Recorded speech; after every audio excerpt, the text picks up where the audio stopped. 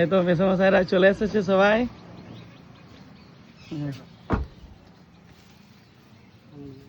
আর বাকিরা কোথায়?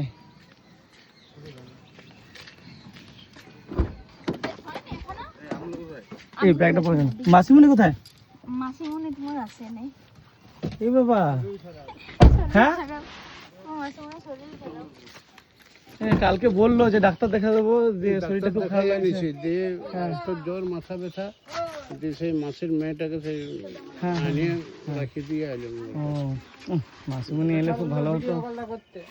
হ্যাঁ হ্যাঁ হ্যাঁ।